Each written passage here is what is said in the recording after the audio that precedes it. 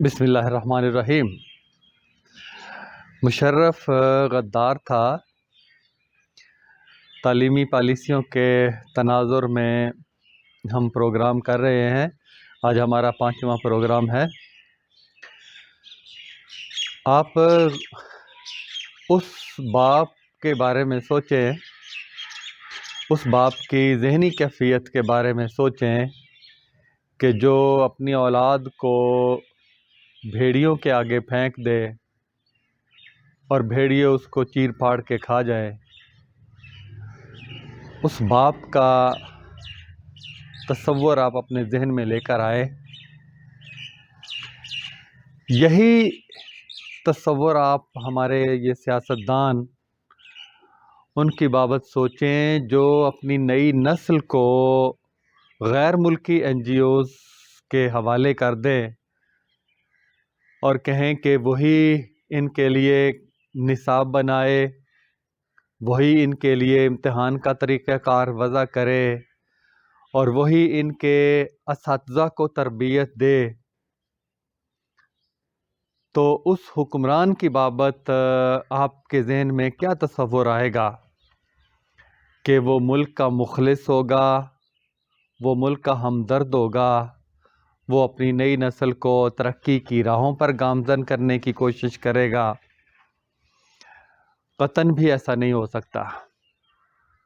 حسینوں سے عہد وفا چاہتے ہو، کسی شاعر نے کہا تھا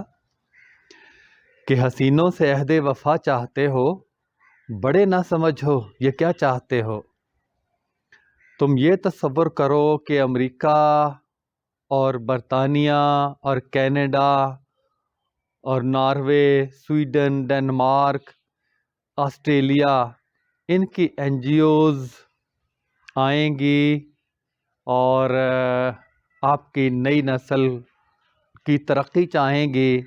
آپ کی نئی نسل کی بھلائی چاہیں گی، قوم کی بھلائی چاہیں گی۔ یہ کسی دیوانے کا خواب تو ہو سکتا ہے، کسی سمجھدار کی یہ سوچ نہیں ہو سکتی۔ مشرف نے آتے ہی سینکڑوں نہیں ہزاروں این جی اوز کو پاکستان کے اندر لانچ کیا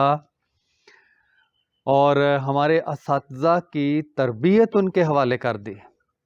اساتذہ کو تربیت ان کی خواتین ہیں، ان کے مرد ہیں جو ہمارے ہم میں سے ہی ہے اور ان کے ایجنٹ کا کردار ادا کرتے ہیں۔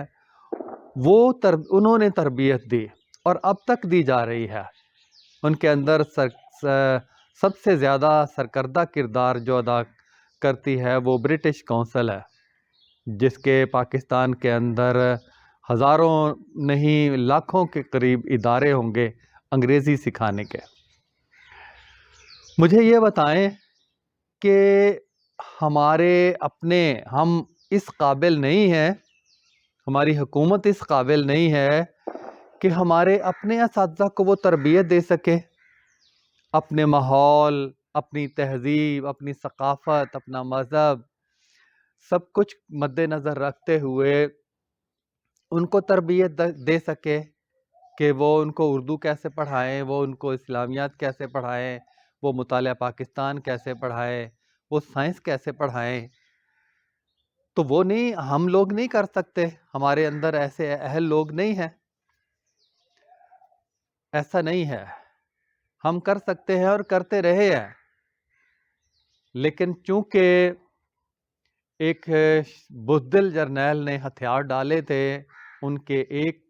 امریکہ کی ایک دھمکی کے سامنے، اور اس کے بعد پھر انہوں نے دیکھ لیا، بھانپ لیا، اور آتے ہی اس نے کتوں کو بغل میں لے کر ان کو پیغام دے دیا کہ میں مادر پدر آزاد ہوں اور میں تمہارا دوست ہوں اور مجھ سے جو کام لینا ہے وہ لے لے۔ بلکہ انہوں نے بھی سمجھ لیا ہوگا کہ اس سے جو کام لینا ہے وہ لے لے۔ کہ آپ اپنے اساتذہ کو ان کے حوالے کر رہے ہیں کہ وہ کیا ماڈریٹ، انلائٹن ماڈریٹ کے نعرے کی چھتری کے نیچے ہمارے اساتذہ کو تربیت دی گئی، اور اس تربیت میں کیا کیا وہ کرتے ہیں، کس طرح سے ایک زہر کو میٹھی پڑیا میں لپیٹ کر دیتے ہیں، اور کس کس طرح کے وہ نظریات ہمارے اساتذہ کے ذہنوں میں بھرتے ہیں۔ پھر صرف نظریات نہیں بھرتے، جو 80-85% اساتذہ ہیں وہ ان کو سمجھتے ہیں، ان کے مقاصد کو سمجھتے ہیں، لیکن چونکہ اس کے ساتھ ساتھ پھر بہت سے ایسے لوگ بھی ہیں، آج بھی ایسا ہی ہو رہا ہے کہ ان کو انگریزی سیکھنے کے کچھ لوگوں کو سرٹیفکیٹ، اس کی درجہ بندی، جو اول آتے ہیں ان کو برطانیہ کا دورہ کروایا جاتا ہے، کسی کو آسٹریلیا کا، کسی کو سویڈن ڈنمارک کا۔ تو اس طرح وہ ان کو پیسے بھی دیتے ہیں، اور واللہ عالم کس کس طریقے سے لبھاتے ہیں۔ پھر وہ ایک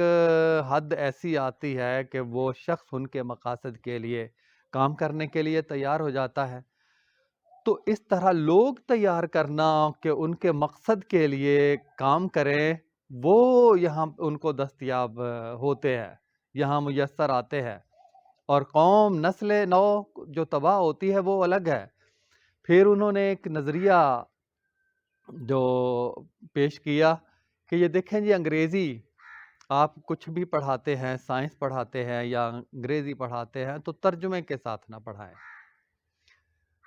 ترجمے کے بغیر، یعنی انگریزی کے الفاظ کو واحد لفظ کے طور پہ استعمال کریں۔ اسی کو مد نظر رکھتے ہوئے، اسی فلسفے کو مد نظر رکھتے ہوئے انہوں نے نصاب بنایا، تاکہ ہماری زبان انگریزی کے نیچے دب کے رہ جائے، اور ہمارا علمی سرمایہ جو پہلے تیار ہو چکا تھا وہ تباہ و برباد ہو جائے، بچوں کو اردو پڑھنا نہ آئے۔ وہ اسلام سے بھی، اب دیکھیں بچوں کے پاس اتنی کتابیں ہیں، اتنا بھاری ان کا بستہ ہے کہ ان کا گھر آتے ہیں، جو کوئی تھوڑے بہت کھاتا پیتا ہے، وہ بچے گھر آتے پھر ٹیوشن پڑھنے کے لیے چلے جاتے ہیں، تو ان کے پاس اتنا وقت نہیں ہوتا کہ وہ کوئی اور کتاب پڑھ سکیں، وہ کوئی اخلاقیات کی کتاب پڑھ سکیں، وہ دادی نانی کی کہانیاں سن سکیں۔ وہ تو الجھے ہوئے ہیں ایک صرف انگریزی پڑھنے میں، یا دوسرے مضامین بھی انگریزی میں کر دیے گئے ہیں۔ تو یہ جو مسموم عزائم ہیں ان کے، اس کے تحت پھر اس کو کس طرح سے وہ روح عمل لاتے ہیں، نجی مافیا جو کھڑا کیا ہے، اس پر میں الگ سے ایک پروگرام کروں گا، کہ جو نجی مافیا کھڑا کیا گیا ہے اس کے ذریعے سے پھر وہ یہ چھوٹے چھوٹے بچوں کو ہفتے کے نام ان کو انگریزی میں یاد کروائیں گے، اردو میں نہیں، گنتی ان کو کروائیں گے 1 2 3، اکثر بچوں کو نہیں آتی، ان کو انگریزی میں واحد لفظ، اور جو چھوٹی چھوٹی چیزیں ہیں، کیلا ہے اس کو کیلا نہیں کہنا بچوں کو، اس کو صرف بنانا ہی، ایک ہی لفظ بولنا ہے، بنانا، اور سیب کو سیب نہیں کہنا، اس کو ایپل ہی کہنا ہے۔ تو اس طرح سے یہ واحد لفظ کے طور پر جو ہے وہ اس کو ایک اساتذہ کی کو تربیت دے کے، اور اس میں بڑی بڑی مذہبی جماعتیں بھی کو بھی پھنسایا ہوا ہے انہوں نے اپنے جال میں۔ تو اس طرح سے کہ یہ جو نظریات ہیں وہ پھر اس سے یہ ہے کہ یہ آپ کی زبان جو ہے وہ اس میں سائنس نہیں پڑھی جا سکتی، اس کے اندر الفاظ نہیں ہے، تو ان کو کہا یہ مشکل الفاظ ہیں، یہ عربی کے ہیں اور فارسی کے ہیں۔ اس طرح یعنی ہمیں اس انداز سے ذہنی طور پر تیار کیا جاتا ہے، خصوصاً استاد کو ان تربیت کے ذریعے، کہ ہم اپنی تہذیب سے ہی عاری ہو جائیں، ہم ہتھیار پھینک دیں، ہم خود کو سمجھنے لگ جائیں کہ دیکھیں جی ہمارا لباس نہیں ٹھیک ہے، گھٹیا ہے، ہماری زبان جو گھٹیا ہے، تو انسان آہستہ آہستہ کہ غلامی میں بدل جاتا ہے قوموں کا ضمیر، انسان کا آہستہ آہستہ ضمیر، یہ ضمیر کی کتنی زبردست علامہ اقبال رحمۃ اللہ علیہ نے تشخیص کی ہے، یہ ہماری کہ ضمیر آہستہ آہستہ بدلنے کی وہ کوشش کرتے ہیں، اور اس کا نتیجہ کیا ہوتا ہے کہ لوگوں کے اندر جو حریت نام کی ہے، جو حمیت نام کی چیز ہے، وہ آہستہ آہستہ ناپید ہوتی جاتی ہے۔ اور میں کہہ رہا تھا کہ یہ ان کو سرٹیفکیٹ وغیرہ دے کے بیرون ملک جو جن کو دورے کرواتے ہیں، تو وہ پنجابی میں ایک مثال ہے، منہ کھاوے تے اکھ شرماوے، جس شخص کو اتنا کچھ اس کو عطا کر دیا جاتا ہے غیر ملکی سامراجی ایجنسیوں کے ذریعے سے، تو وہ شخص بولنے کے لائق کب رہتا ہے؟ اور اسی طرح سے آج کل حکمران ہیں، ہمارے جرنیل ہیں، ہمارے M N A M P A ہیں، ہمارے وزراء ہیں، اور اسی طرح جج حضرات ہیں، یہ جتنے بھی کلیدی عہدوں پر لوگ بیٹھے ہیں ان کو اسی طرح سے بھرمایا جاتا ہے۔ دو چیزیں ہیں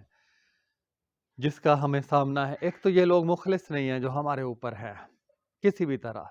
دوسرا ان کو سمجھ نہیں ہے، ان کو سمجھ بھی نہیں ہے کہ ان کو بہلایا بھی جاتا، ان کو دونوں طریقوں سے، ان کو ایک تو پیسے اور مراعات دے کے اور عیاشی کے سامان ان کے لیے فراہم کر کے ان کو بہکایا جاتا ہے، اور دوسرا ان کے دماغوں کے اندر ان کو سمجھ اور فہم اور ماحول کے ساتھ چونکہ یہ جڑے ہوئے نہیں ہوتے، مسائل کا فہم نہیں ہوتا کہ یہ پھر معاہدے کر لیتے ہیں ان سے، اس کا فائدہ اٹھا کے یہ معاہدے کر لیتے ہیں، یہ انجانے میں، اور ایک تو اخلاص نہیں ہے ان کے اندر،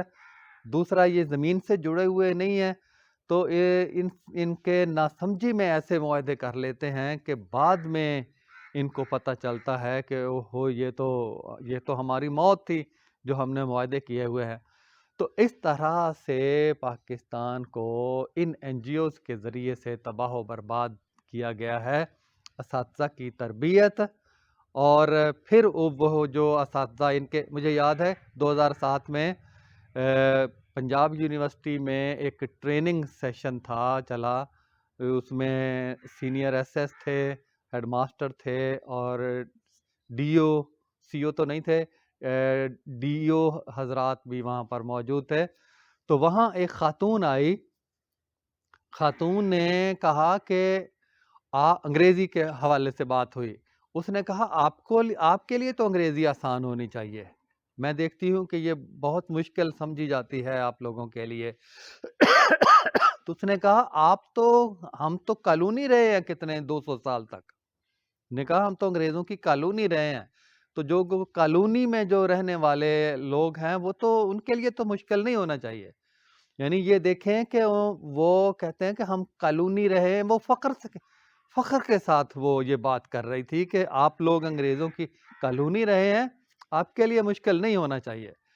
تو یہ دیکھیں ذہنی غلامی پیدا کرنے کی کس انداز سے یہ کوشش کرتے ہیں۔ تو اللہ کرے کہ ہمیں کچھ ہم ہوش کے ناخن لیں، اور اس کے چنگل سے، ان کے چنگل سے جو آزاد منش لوگ ہیں وہ نکلے اور اکٹھے ہوں، اور ان کے چنگل سے اس نئی نسل کو اور اس قوم کو نجات دلا دیں۔